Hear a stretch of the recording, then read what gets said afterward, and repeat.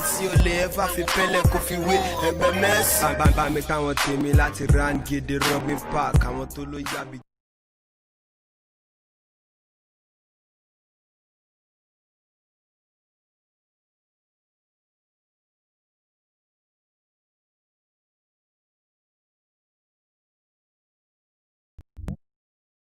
Ti rán gèdè Robin Park àwọn tó ló yàbí.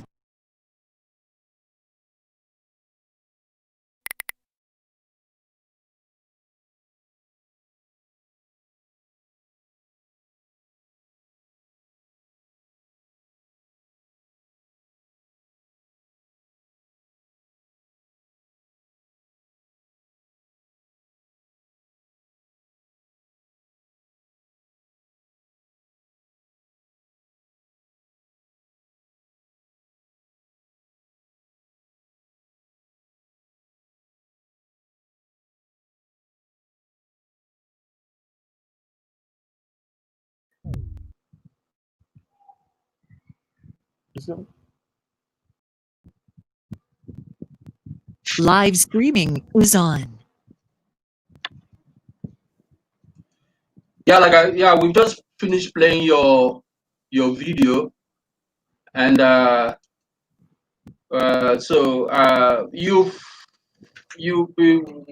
video was made out of the fact that you've made so many, how do I put it, not so intellectually inclined, but then that was very intellectual in the sense that it examined a very crucial issue. Though all your productions really examine issues, I wouldn't doubt that. Like The Hair, which is a TV series, which is a producer director. Handicap, you were director, which was a feature. We co-writer and line producer. Helpless Fate, you were producer and director. Legal Clinic, which is a TV series, you were director and line producer. 90 Gogoro is a nostalgic series based in the 1990s. You were producer and director. Then Wall of Mystery TV series for Ebru TV Kenya, you were director there too. Then Color Me, which was a feature film, you wrote that script, you directed and also produced. And that movie production was endorsed by the Commonwealth of Nations, as opposed to. Yes, sir. Yes, sir. Okay. Yeah. You haven't spoken much ever since we signed on, so let me give you a chance to speak. so tell us about your production company, given the experience you have accumulated with productions like the one I've just read out. But first of all, let's the audience get to know you. I didn't quite do a proper introduction because of technical issues, All right. I think thank you so much for having me. It's a huge honor, like I mentioned earlier on, to be on this kind of live cast. Having said that, I just want to also mention that Handicap is a feature film. It's not a short film. Okay. So yeah, and it ran in the cinemas before the coronavirus shut down for about 2-3 weeks in the cinemas. Yeah. All right. Yes. So that's that about the film. So about me, when I'm asked about myself, I usually tell them that there's little to talk about myself, but there's so much to talk about my work, because this is what I love to do. This is what I'm geared for every single day, and it's a great grace to be able to do what you're so passionate about. You wake up in the morning and this is what you just want to do, and the ideas keep coming, and you're in a position to create something special. And that, I think, goes in the direction of the reason why we started the production company, right? So you have certain ideas, you want to do a certain project, you want to do something, but nobody's ready to put down the money to do it. Or you drop a script, some producers will tell you, oh, this is not what we need, this is not what we want. But so it informed me to like, you know what, we are going to do it our own way. I can relate with that experience. So I told my friends that let's just put our money where our mouth is. We keep talking. Let's work. So it started small. And I think that will also go in the line of what you mentioned earlier on, in the sense that Handicap is very intellectual message.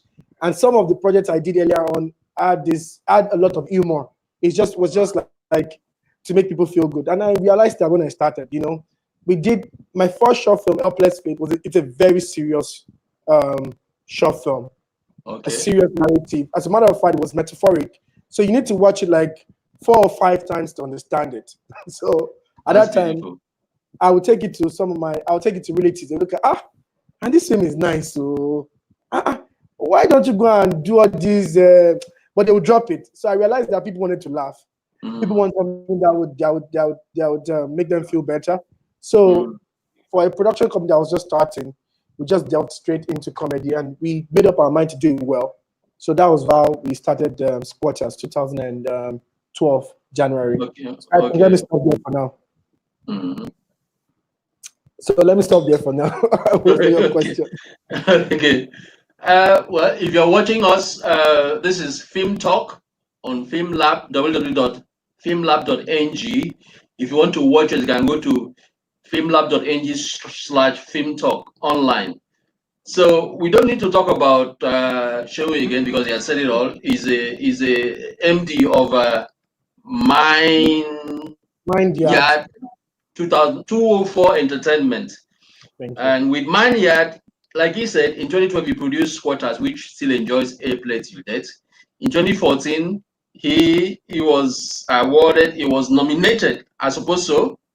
Yes. As best writer by the African Movie Viewers Choice Awards for what comedy was that? Squatters, okay.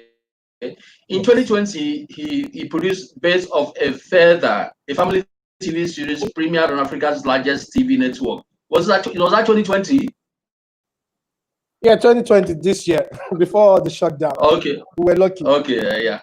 Okay. So what I'm going to do is I'm going to play another of your productions called Color Me. Yeah, Color Me. Yeah. I'll play Color Me because I can get a gist, I can get a whiff of what Color Me is all about, but then let's let our audience see it. All right.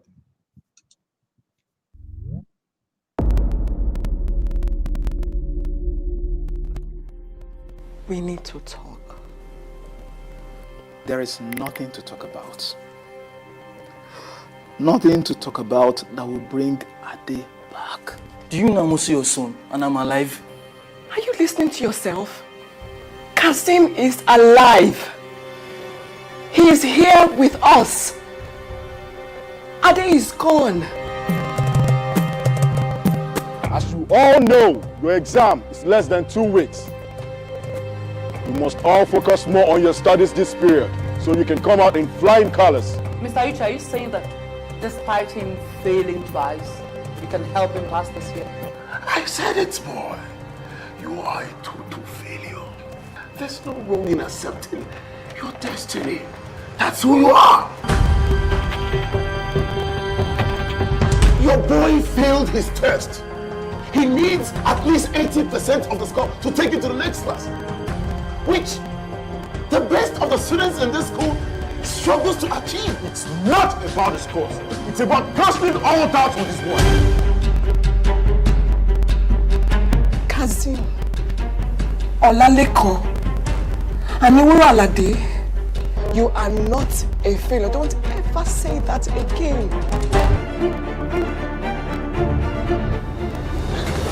But if you do not pass, there will be no more football for you.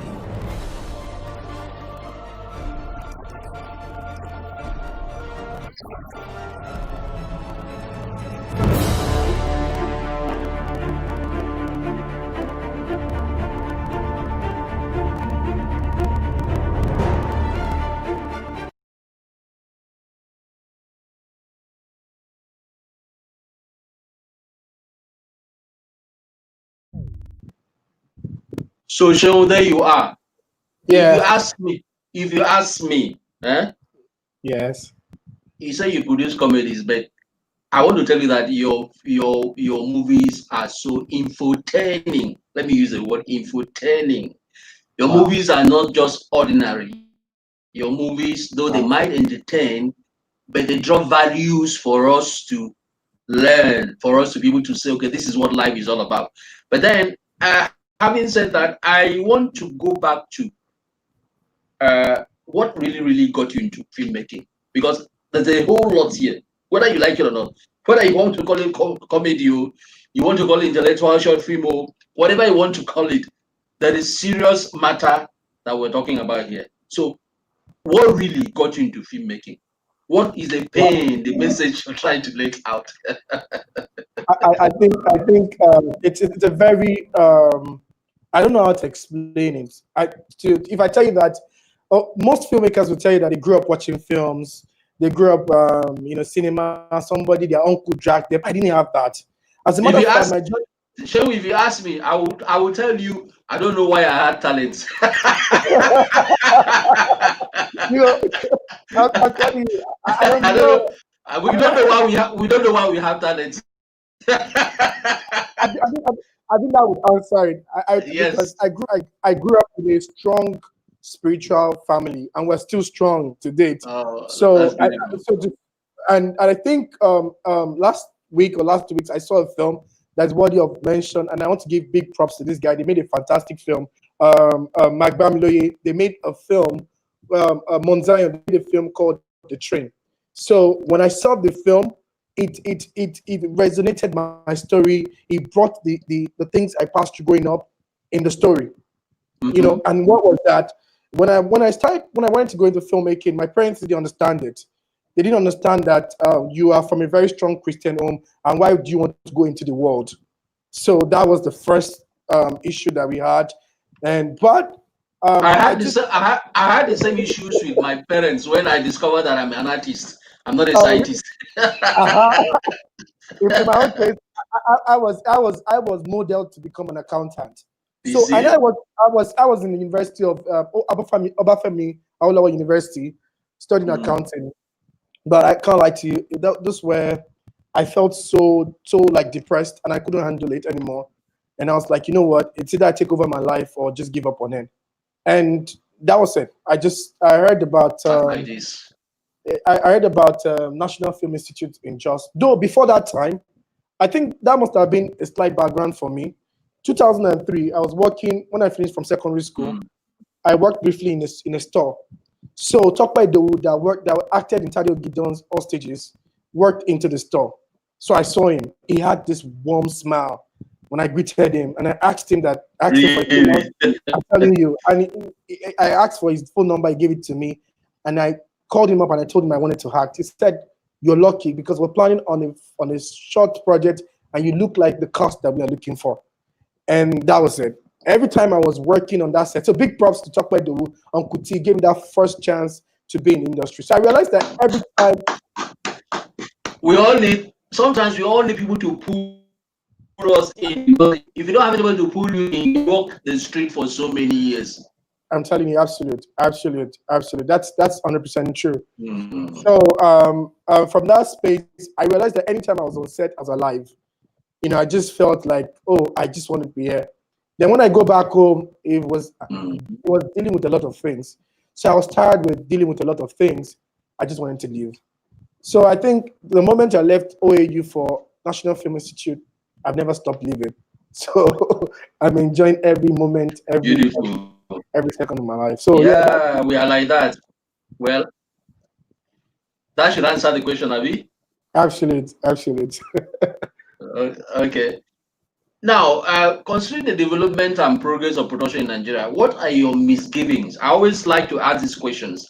The reason some people in Nollywood might say this guy is too critical. He's always critical. There are two things I always demand. I always make very, very, very clear to people in Nollywood.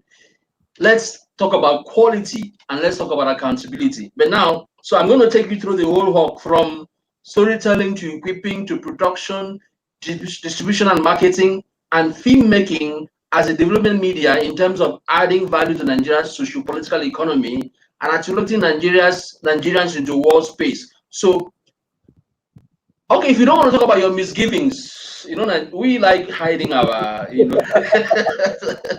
what is your opinion about improving storytelling, equipping, production, distribution, and marketing? I mean, it's a whole. But then I think you can go in a pace of time So what's your opinion? All right. What's your personal observation? All right, I'll start by this. Very simple. Like you rightly mentioned, it's not like I'm hiding most of our misgivings. Yeah, this is it. I learned it when I did my first short film. So before I went to set, we had this grand idea of how we're going to make the film. Oh, the crane is going to move like this. The shot is going to move like this. Then we came back with something that was not like that. So from that moment, I stopped being a critic. So if you go to a location and you come back with the film, I'm like, kudos, because it wasn't an easy ride. So for you to come back with something, you need to be given, an applause to start with. Then we can start learning. I keep telling my colleagues, when you give me a project to critique, I don't know how to criticize, but I can tell you how you can improve. Because most of what we need in the industry currently is just room for improvement, and that's why that would lead me to answering your questions. Number one, I would like to first of all keep the storytelling and go first to equipping. And I've had this conversation too many times. I've had it over. I even had it this morning. What is it? So Really? if you are in a developed country, yeah, you have access to equipment. All right. You as a producer, you don't have to buy all the cameras. You don't have to buy all the lights. You don't have to even own a studio. There's a parking lot that you can work in with your script, and they can help you put things into place and you can get going. One, two, is that there's a system that funds film production. So if you are going to bite me as a film producer, where before I can afford to buy a black magic, it was war. You know, I've put money together, the exchange rate, and I buy it. So so the equipping we need to, I think, with big props in Hollywood, we've done great. We've been improving in terms of equipment. You know, we used to eat these people with stick back then. My colleagues in the Yoruba film industry, because they work with a very limited and tight budget, Yeah. So we used to abuse them that they shoot stuff that are not fantastic. But look at some of their projects nowadays. They have good depth of focus. They have good pictures. So everybody's striving to be better, but the system, the system, it's quite difficult. Now, because of our time, let me move quickly to the other one that you mentioned, storytelling. We are naturally storytellers. Africans, Nigerians, we are storytellers. Just understand that. If you don't want to go out a whole day, just go to Face Me and Face You. From morning to night, you have gist about everything. Everything. We're naturally storytellers. Yes, sir. Yes. The only thing that is lacking is articulation. Articulation comes with practice. So I tell a certain story. I am the structure of my story is not well put together. That's in terms of screenplay. So, and a lot of writers cannot write. Why? Because writing is not something that you can build your life on. You have to have side hustles. So someone that is having to deal with rent, deal with bills, you're asking him to sit down and write. When at the end of the day, you're going to pay him peanuts for the script. So it's just in terms of the articulation. That is the challenge that we are having in this. We have talent. We have, if they give us, if by chance we have, I don't know how it happens, that we have a massive downloads of equipment in code. What I mean downloads, that we have availability of equipment and some that every producer can afford, then you would automatically see the production level rising up. All right. So let me go quickly to distribution and marketing. Wow, distribution marketing. That's the biggest problem that we're having right now. Let me take water on that. That's a big one. Because we don't plan our marketing before production. Yes, but see, it also boils down to something, right? So I'm being blessed with a wonderful team. Yeah, I'm being blessed with a wonderful team. I don't know how I found them, but they are so wonderful, right? So they hang around me and they say, "What do you want to do now? Do something." I'm like, okay, if I do, how do I make my money back? Because I cannot use my money to do kalu. All right. So I asked them that, how do we make our money back? So these are questions. We want to work. We are burdened. We see a film, we believe we can do it better. Now talking about distribution and making sure that the film gets seen. How many platforms do we have in this country at the moment that takes content from producers? We know them off our fingers. And they have timetable of buying. So If you make a film and you're not ready to buy within that period, that content is going to sit in your drawer, right? So we are looking at alternative ways of doing it, going online. But how can we monetize the online medium? Because the online system is being seen as a free medium. So why should we pay for your content online? It's supposed to be free. So you have to go and figure after you've produced the content, you've put your sweat and time into it, trying to say something, because there's something about creatives. We want to always create, regardless. Whether there's money or there's no money, we are restless. We want to create.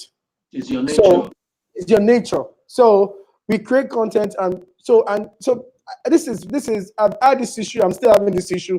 Mind you, I just finished producing a content, Best of the Feather, early this year, and I'm fighting hard to distribute it. I'm fighting hard to share it around. I'm calling, and some people say we're not buying now, we're not dealing now. Yeah, some will not even pick your call. So I think I think you have to understand from their own perspective also that if they pick your content, how do they also make money out of it? Yeah, that's right. That's right. The buyers that were in vogue a couple of years ago, why did they go out of business? Why did they stop buying? These are a thread of question on its own that we need to deal with. Yeah. You mentioned, thank you. You mentioned earlier you talked about structure. One of the problems we have in our storytelling in Nollywood is probably structure, because if you don't structure your script well, it's either it is predictable. When it becomes predictable, it doesn't really entertain people like you and me. Yeah. Others might use it to pass time over a bottle of beer.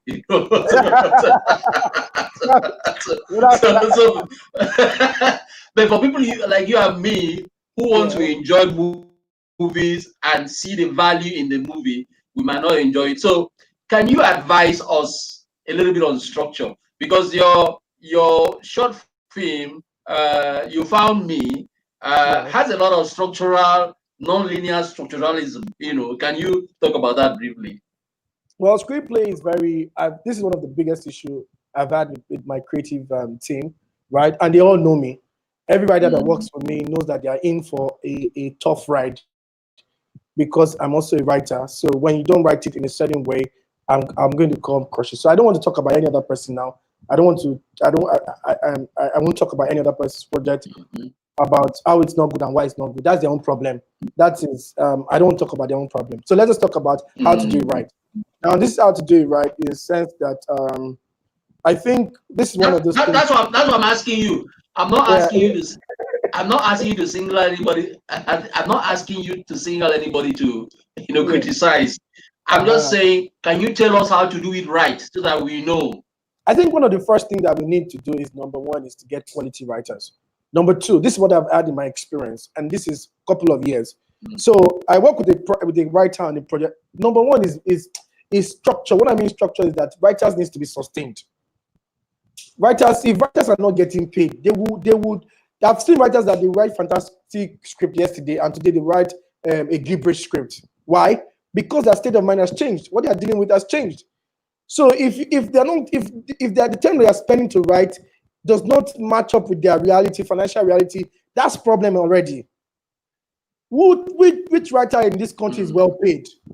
Let us see writers that are being well paid. So these things will reflect in the kind of productions that we want to do. And the producer wants to shoot as soon as possible. So the onus falls on producers that understand the craft and now say, okay, let us do it like this, let us do it like that. And I've had few friends that are like that. As a matter of fact, I have a friend of mine, I think last week, that just a director. She just finished putting the script together, and she sent it to me. It was fantastic, or it is fantastic. Now, and I asked her who wrote. She had to write it herself because she had a picture in her head of what she wanted to create, and it was a fantastic script. So to solve it, I think writers need sustenance, because where you don't give, you don't get. That's the truth. I don't know how else to push it. I don't say maybe, of course they will go for training. Some will go for more training. Yes, training is key. Training is important. But after they train and they get this, what's the sustenance in it? These are big, big questions that we need to ask ourselves. So once that is solved, it will definitely improve. It will go in our storytelling. Let me add this. I usually don't like to say this, but because of this forum, just for for the future. So I think this is one of the big solutions also, is that the industry needs to grow to a place where we have like solid production studios, right? Like a writer is being hired and he has a salary to earn at the end of the month. This person knows that my writing is now my way of life. I need to protect my mind. I need to research deeply. I need to watch a lot of films. I need to read a lot of scripts. I need to improve like that. But if you are going to be hiring writers on contract and they have to be having break to deal with issues, it becomes a problem. So I think that's one of the ways to solve it. Yeah. And so I would say that if writers don't know what they're writing, two, if they're not well paid, yeah, they may never come up with the kind of scripts you come up to shoot. Why am I saying that? I've watched a few trailers of your movies, and what they come out with, what they tell me is that these are observatories of our human maladies. Like Color Me, it's very succinct. Color Me is very beautiful. Then, so the question I usually tell people, what I usually tell people is that a movie like Color Me that adds value to my perception of reality or anybody other perception of reality makes sense if a writer puts out that sort of thing. So, if you want to talk about value addition like that, how would you see it? People have made biographies of our great men. People have made movies from issues that concern us as a people, as Black people, as the most populous country in Nigeria. So, what would you advise in terms of adding value to stories so that people can learn, not just for entertainment? I use the word infotainment, very important. If you cannot inform to shift opinion or even make people think positively or even find a better life, then we're not doing movies. If you're doing movies to promote what Nigeria is, a powerful Black country all over the world, then we are not doing movies. So what's your opinion as regards adding value like that? All right, that's a deep question, but I'm just going to find a way to work around it, right? So this is to start with. You can't give what you don't have. That's the starting point. Okay. So 1, 2 is that I usually tell my friends that filmmakers are influencers. So when we want to do promotional stuff for our project, they said they have Twitter influencers and all that. I said, you don't know what you as a filmmaker are. You are an influencer. Now, let me also go to explain it better so that you understand. And this is what made me choose filmmaking. I didn't mention this. I have a strong background as a DJ. So I was playing music. That was what I did for some time, right? So when I was trying to navigate through life, and you saw life, so I had to choose. I wanted to go into photography. I wanted to go into DJing. So I asked myself, why film? One of the reasons why I chose film was that film is a replica of life. Yes. And this is the issue I have with some of my. I have huge respect for them. They are fantastic people. Stage actors, they are fantastic people. But that's where we fight. I tell them I like your craft, but it is staged. I feel like I'm disconnected. But in film, it's as if I am there. Everything is synonymous. Everything is there. It is replica of life. Let me digress a little bit and I'll come back. 2020 is like a nightmare. We all want to wake up from this film. Like it's just like we're watching a film and we just want to wake up. But be free. Funny enough, it is the life. That's how film plays out. Now let me go back to making films that shape our lives. So filmmakers need to understand that they are influencers, they are philosophers, they are visionaries. So let me now break it down to places that you have to understand. So filmmakers need to understand from the beginning, from the start, that what I have is a gift. What I have is a gift from God. And that gift is to make things a lot better. It's a gift. So you yourself, you need to invest in your mind. You need to start with to invest in your mind, in the quality of information that you're taking in, your value system. So if you watch some of my movies, they have certain values. Color Me has strong values. 90 Gogoro is comedy. It deals with family. Birds of a Feather, it's comedy. It deals with family. That's the foundation of the society. You know, handicap is about what do you call it? Human trafficking, right? So these are core issues. Even squatters, if you watch it closely, we do it. We put values inside it. All right. So to start with, you as a filmmaker, you must be someone of value. You must be convinced on your own that this is the way things should run. This is the way things should form. Right. So when you are from that state of mind, then the products you bring out reflect those things. So if you do not have it, you are just, and it's not far-fetched. It's not far-fetched.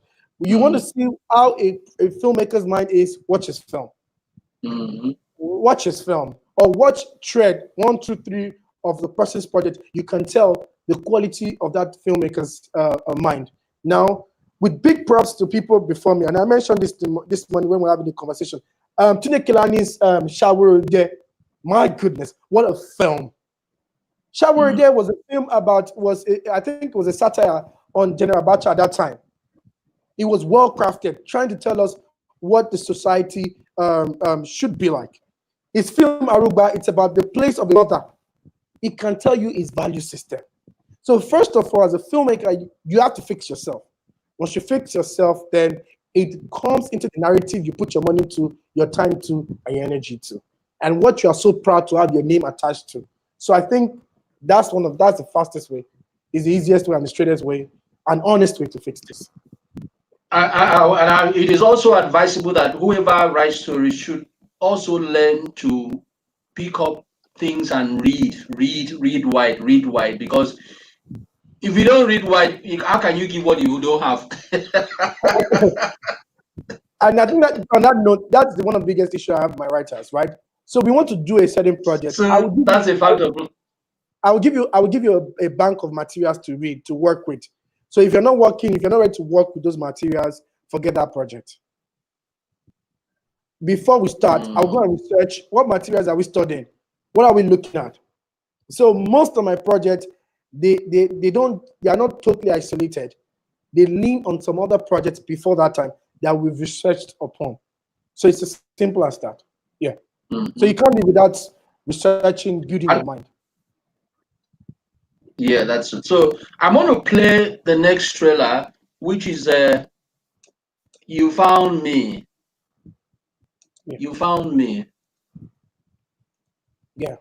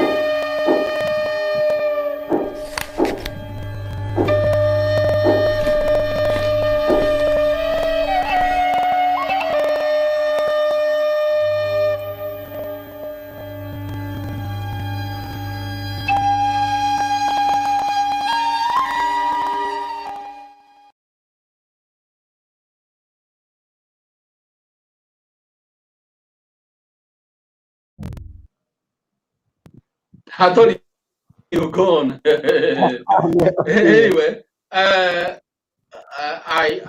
have a description from a newspaper report about You Found Me, but I'm not going to I'll let the producer talk about the movie because you found me.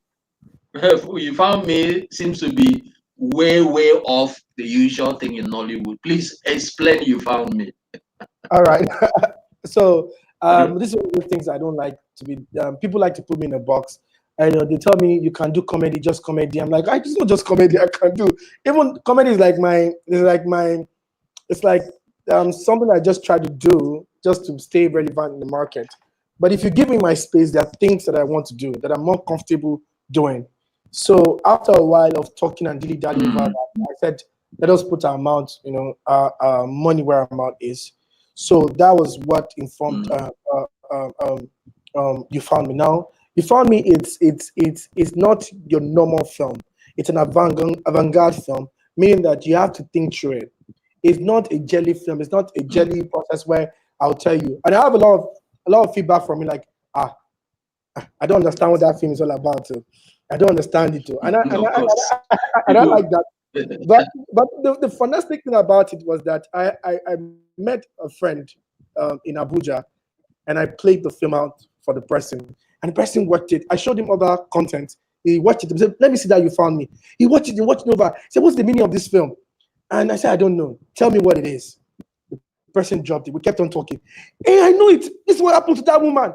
No, it kept on troubling the person. And the essence of such films is basically to help you think. You need to figure these things out on your own. And when you do, the film now has it doesn't have one meaning. It's an art. So you have to find the meaning yourself. You need to observe it closely and it has multiple meaning. It has diverse meaning. So that is it. But let me add this to it for You Found Me, which is I think I love that project.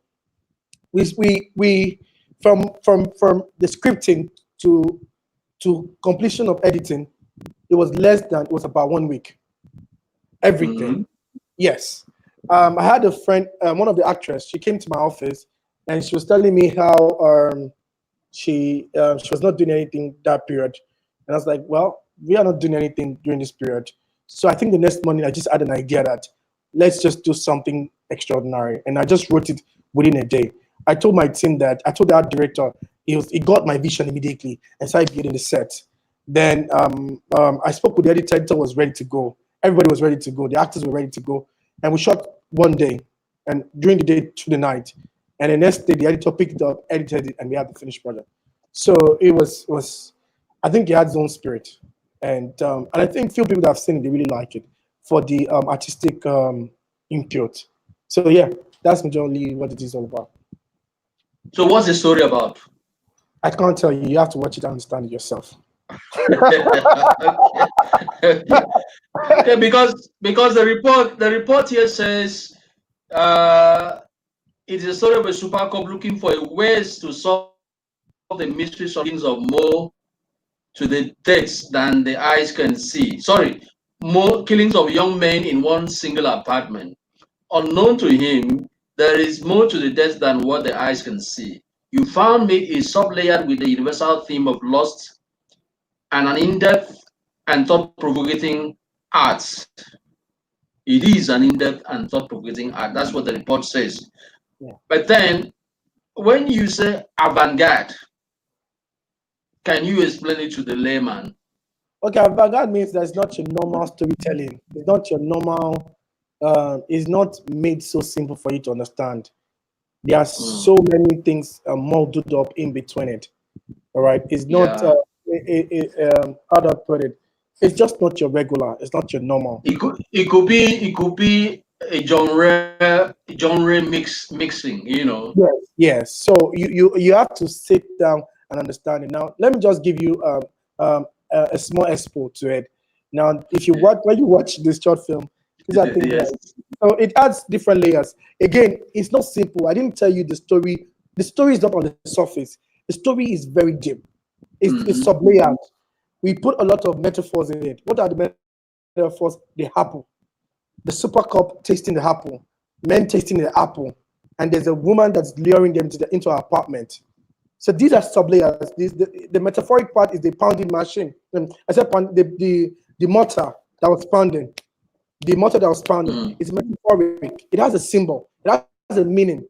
You have to understand this. Okay. So these are elements that we put together, visual elements. So you need to understand when we know the importance of apple. If you go for to biblical expressions, right? And what it meant when someone ate the apple, and how the story went. Do you understand? So we put all these elements, we played it out to you to help you put the pieces together. So if you're able to successfully put the pieces together, that's the whole meaning. If another person put it together another way, that's their own meaning. So it's not a direct. It's not on the surface. It's deep. So you need to dig deep to understand. So members of the audience can come up with whatever they feel at the end of the movie. Absolute. You just have to come to your own interpretation, and that's the. But I'm wondering. Yeah, go on.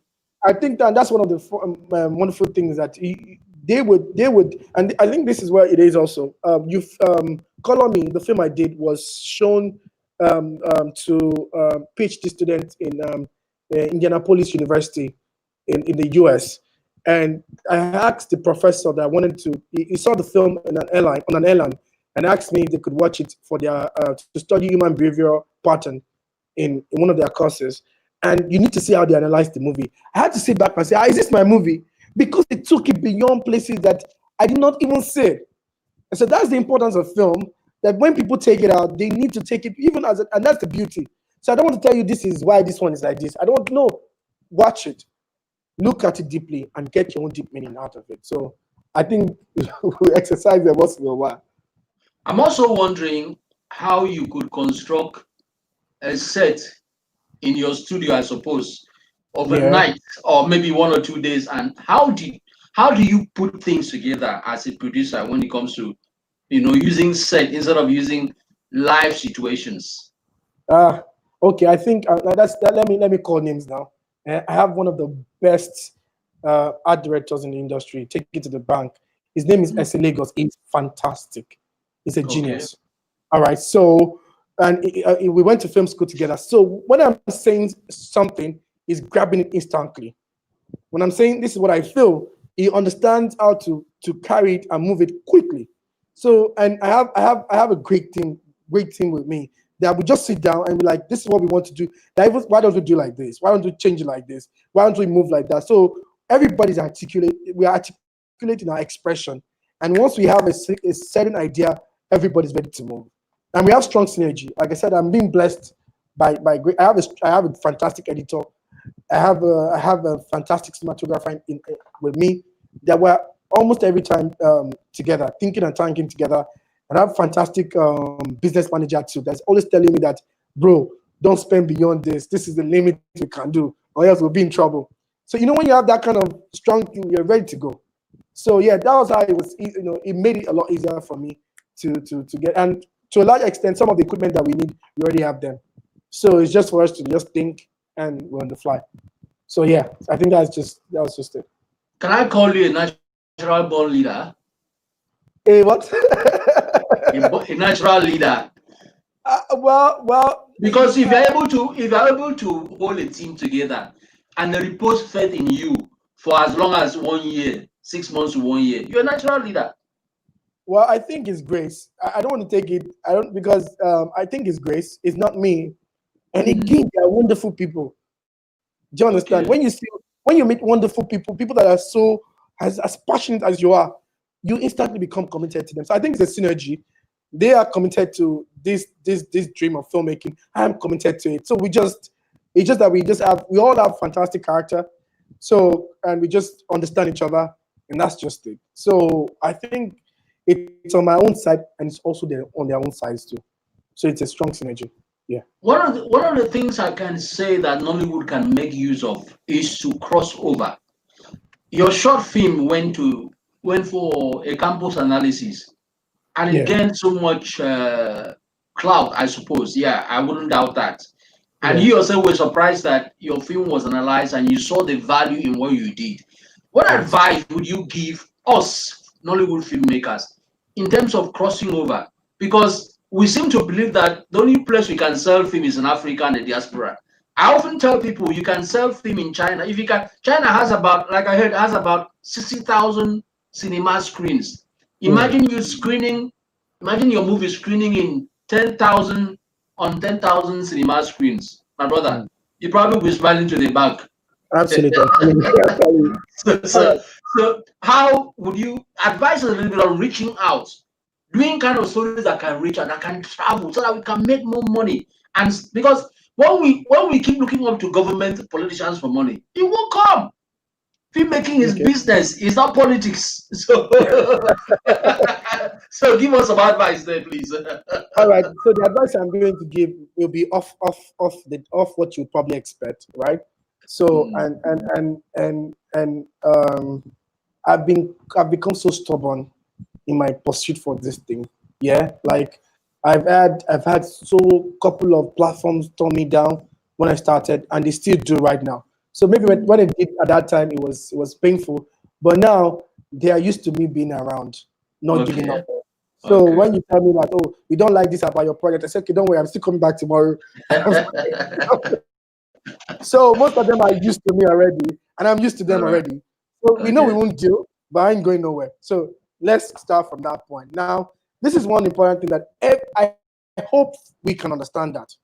See, after I worked with Sound City for a time, and I had to stay at home for like 6 months, I was doing nothing. Right? I saw one film that made me cry, and guess what? The film was not in English. It was subtitled in English. It was a Japanese film. It's called The Departure. And what was the film about? A guy that cleans dead body, and before they prepare them for funeral, they do makeup and everything. They become so beautiful. And I never forgot one line. The man had a wife that all through the woman's life, the woman has been working, and the woman died, and they now made her up. And the man said, "I've never seen my wife this beautiful all her life." I cried. These are moments of our lives that we never understand. Now let's go back to how our film will cross. Our film will cross when we are real to ourselves, when we are original. You cannot be white than the white people. What is missing? They will tell us that we're not good enough now. But do you know that Yoruba films are crossing all over the world every time because they're in a natural form? I understand that. I know that, but you don't need to tell me. You understand? So, like when I get to a place, they say I shout. Shout now. Check the money. That's how we express ourselves. Do you understand? When a worry man is talking, he's not calm. He's not saying, "Oh my goodness, what was that?" A worry man not go be like that. We go explode. See, is that our ingenuity that we need to build the craft around? That when they are seeing you, they want to know, they want to understand why they want to come to Africa, why they want to explore Africa. What they want to know is that what makes you think? What makes you think? Maybe it's the akpu that you eat. Maybe it's the food. Maybe it's the clothes. Now let's move towards music. Now, Davido is crossing. Whiskey is crossing. Do they speak English all the time? No. They speak pidgin. They speak Yoruba. And this foreign artist like the energy. It's our energy. So the word is energy, right? The law of attraction, the universality, and all that, it's all in energy. So the problem has been that they told us that our energy is not acceptable. That we need to throw away our energy and become white people. With all due respect to some of my colleagues. So you see the film, it's American. The guys, I like them. I'm not criticizing anybody. They are speaking fune. I like, we know this. I'm going to do this now. You understand? Fella crossed around the world speaking pidgin. Lagba just crossed all over the world speaking Yoruba. I want to hear this dimension. So we need to, number one, get that right, the originality. Number two is that we now need to package it properly. What did the music industry do? They started packaging the music video so well. So you couldn't tell the difference between American music video and a Nigerian music video. And they started pushing it. The energy was intense. So this is it. This is what I think. And we need to understand ourselves, accept ourselves. We create ourselves with the right production values. with the right production values. Once we do that, our stories, the Aminas, the Moremi, those legends, the fighting spirit of Africans, Nigerians were resilient people. Let us do stories about resilience. We wake up 4 a.m., we sleep by 12 a.m. What do we do? Who are we? Let us bring all this energy together with the right budget. It's a long trek to it, but I think that's the route to go. But if we want to do it like the Avengers, we want to do our films like this blockbuster film. It was like rap. We wanted to rap like Jay-Z. How many of us crossed like Jay-Z? Because you can't sound like them. But when somebody came and said, come the Coco Master, people started looking at him like, who is this guy now? And the whiskey started coming, and they started capturing the whole place. Davido sold out in London. OBO sold out in London. They sold out in US. They say it's selling out all over the world. At least we saw Chelsea players singing Olamide's song, despite the fact that they didn't understand it. And I remember Twin 7 in the 70s and 80s. The guy in Obomosho that used to, I don't know if you know Twin 7. No, I was a Yoruba man that. Okay, okay. He played. Don't worry, don't worry. You grow. Don't worry, you grow up. Anyway, the man was of the Oshobo Art School. And what he did was just support, Oshobo now, it's all about culture and arts. Yes. That man went everywhere, Australia, everywhere you could think of, and was making it. So, and to go to what you said about Yoruba movies. Yoruba movies seems to be so original and genuine. Yes. But what I usually quarrel with, I don't know if they're going to change it, is the structure of the stories. And that is. I watched a movie some time ago. It was a Yoruba movie about somebody who had a daughter, and through some supernatural powers, she wasn't supposed to eat meat when she was pregnant, and she ate meat. And she had problems with birthing twins because she had twins. So she gave birth to one of the twins, and one of the twins was transferred spiritually to her.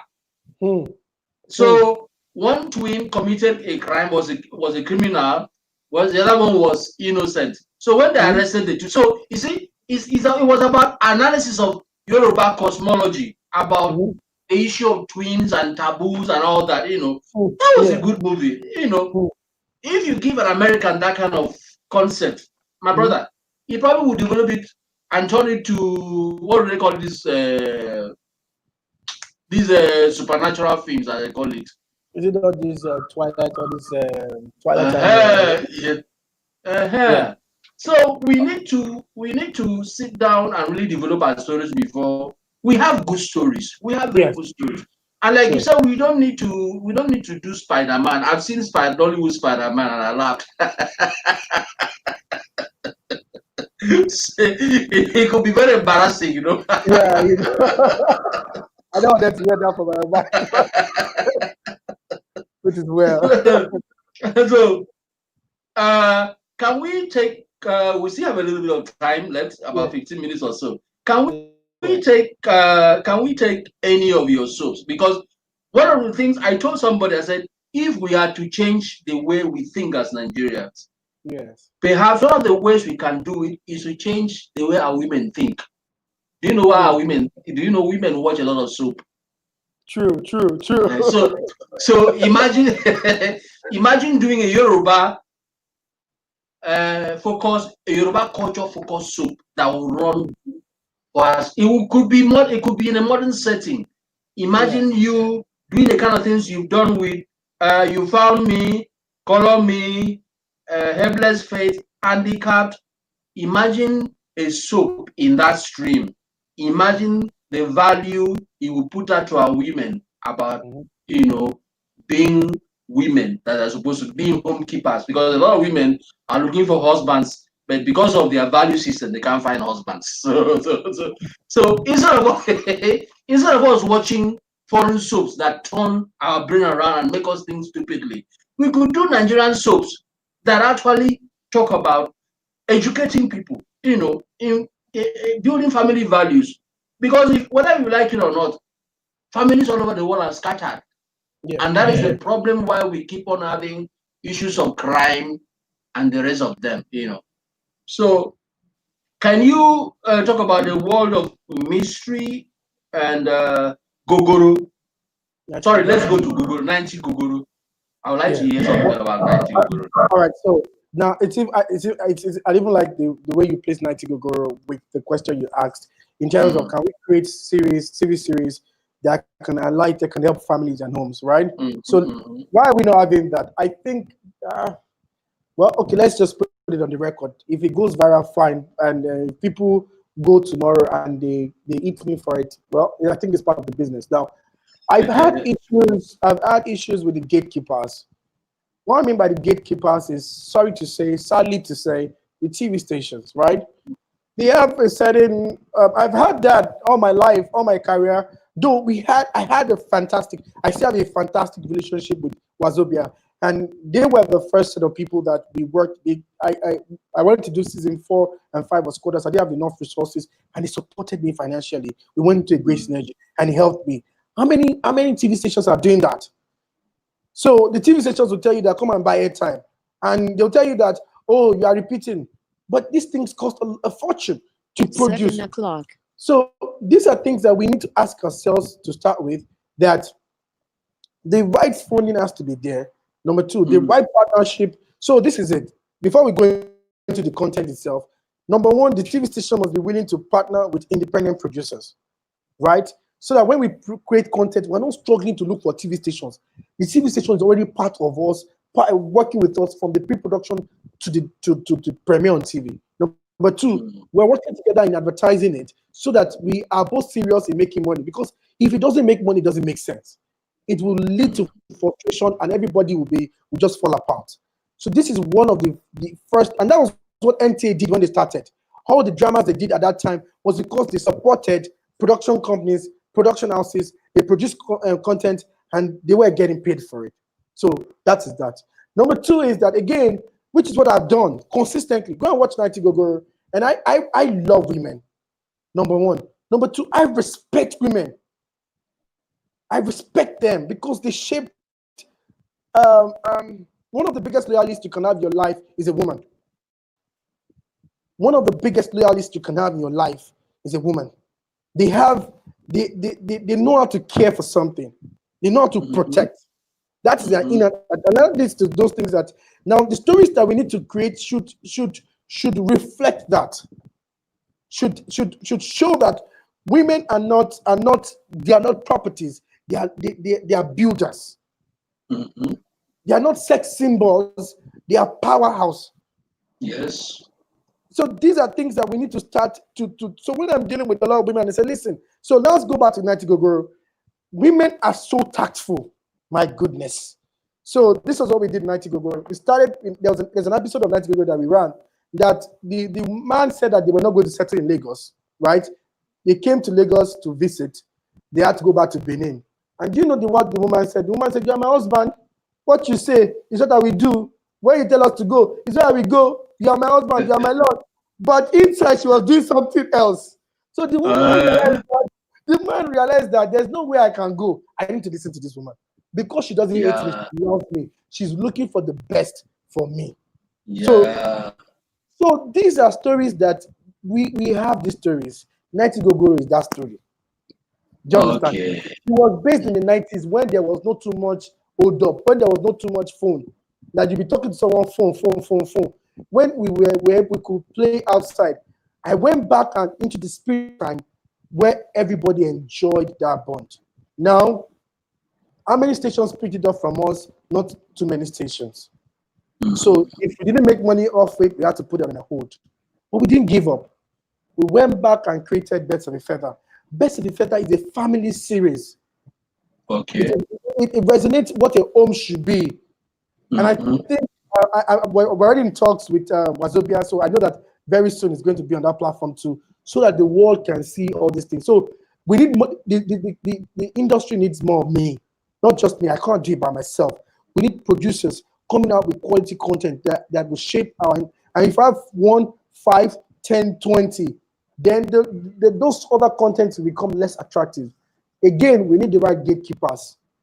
If the gatekeepers are ready for things to change, I assure you things will start to change. They will make conscious effort to us and make things better. Well, Seun, I've been talking to Seun Arowojolu. He's a filmmaker whose movies grow comic drama, reflect societal issues, and challenge conventions with a clever intellectual output that should empower many Nigerian filmmakers to understand the essential need to impress intellectual impact on crafting movie stories. Seun creates entertainment and study of living realities. So my last question, any other question might arise, I don't know. We know we are artists, so we can. So my last question might be, what's your obvious or best and specific filmmaking gift with which you might likely influence new filmmakers? What's that gift? I know you are a team manager, you are a team leader, you are a born leader, you know how to grow confidence, but in terms of filmmaking, what is that gift? That's other gifts, that you have that you might want. So, okay, young filmmakers, as you're coming, please, if you have this gift, this is push it. Because somebody told me, let me tell you something. I just talked to somebody. We had a same webcast with somebody from London. You know what she told me? She said, at a point in time, as a black woman, she suffered discrimination and segregation here. And the only way she could get moving in the industry was to lie. I'm coming, I'll explain that. How did she lie? She said, if you go to meet a producer and he asks you, what can you do? You say, I can do A. It's not as if you can do A, but since if you're given opportunity for promoting yourself before time, that's the word she used. That is, you're encouraging yourself, you're motivating yourself before time. So you understand? So if they give you that job, all you need to do is to go back home and research that job on Google or anywhere you can get material. Research. We're talking about research here. And she said because she did that, she's been able to put herself in the industry in London. She's spent 6 years in London in the industry. So, okay, maybe that is our gift. So, what is your own gift? Hello? Hello?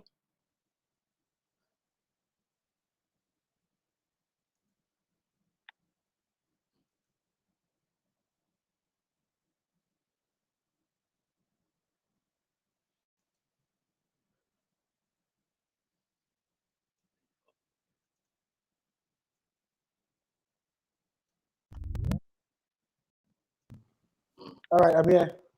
Sorry. Yeah. So what is that special gift that you have? All right, I think two things. Number one that I've learned about myself is that I think I would advise young filmmakers or filmmakers to have is ability to write. I think it helps you as a filmmaker. If you're able to write, and that saved me a lot of times. So when I'm having issues with my actors with some actors on set, and they're proving so difficult, and some of my actors already know that, I'll just be staring at them. When I'm staring at you, I'm writing the story in my head already. I'm like, this guy, let's just really? Yeah, I just come with a new draft the next morning. I probably work over the night. I have a new draft, and that is it. It's important. And number two is that it helps you manage all the resources you have. So I get to a certain location, I already look around, oh, this is what we have, this is what we can get, this is what we can put together. It helps me from the beginning to create those things. But another important thing that I would advise young producers to have is this, and it has helped me a lot. And because I was born earlier on in my career, and what's that stuff is getting the job done. Getting the job done. What do I mean by getting the job done? It's easy for producers to say, then give me money, I go shoot down like this, I go shoot down like that. Okay, the one that you are, what have you done with it? Or they have this fantastic idea and they say, the money is not enough, or this won't happen. So anytime I'm going to a set, no matter how difficult things turn out to be, my mindset is that I need to finish this job, because it's only a finished job that you improve on. It's only a finished job that you grow on. You learn from it and you improve. So don't. There's this thing I noticed when I started up, is that they want to make it extremely perfect. I'm also a perfectionist a little bit, but the fact that you don't finish the job, or you want your film to, you're not honest with yourself. You want your film to be like Hollywood film now, and maybe your budget is 3 million naira, or 5 million naira, or 10 million naira. You need to be honest with yourself. I'm taking this 10 million naira to the set. How can I make the best out of it? Get the job done. No matter accountability. Yes, you must learn, and it's helped me shape my character. When I'm dealing with actors, I'm already prepared mentally. When I'm dealing with crew, I'm prepared mentally. When I'm dealing with people that are dropping funds for me, I'm prepared mentally, because I want to get to that location, and at the end of the day, I want to come out with a finished product. I don't want to come out with an excuse. It makes me feel terrible. It makes me feel bad. So I think that's one of those things that I would like to give to them. Learn how to write. One, or get a writer close to you, a very good writer. Get him or her close to you. Two, learn to get the job done. And I'm sure before you know it, you keep growing. The more you keep doing, the better you become. That's a very powerful conclusion. For your information, for those watching us, I've been talking to Seun Arowojolu, who is a producer, director, writer, all encompassed into a filmmaker. He's a visionary, because I mean, if he said his movie has been analyzed on a campus here, on a university campus in America, oh boy, he's like, I'm giving you 6 months, you go to Hollywood and produce a movie. Amen. So my brother, it's been good talking to you. Femi, Seun is on our website, www.filmlab.ng. He's listed as a talent. As you can see, he's a talent. I mean, I don't mean talents in quotes, I mean real talent. So whoever is watching us, just know that Seun is ready to go. All you need to do is to bring more money into Seun's hand and let him produce better. Give him money to produce more movies. So my brother, it's been nice talking to you. So I believe that when you do your next production, you let us know so that you come and discuss it on Film Talk, please. It's been a great pleasure. A great pleasure. It's been a big Thank pleasure. you, sir. Thank you. Thank you so much. I'll see you. All right. All right. Then. All right. All right.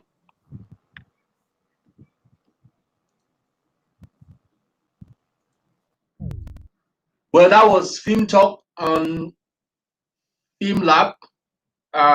If you go to filmlab.ng/filmlab, you will, of course, join us anytime you want to watch this webcast.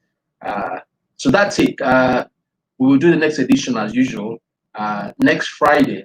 If you want to join us, you can go to our social media platform on Facebook, on Instagram, and watch what we've done. We also have a YouTube channel which you can also subscribe and watch whenever we are doing this production. Thank you for watching. Thank you so much.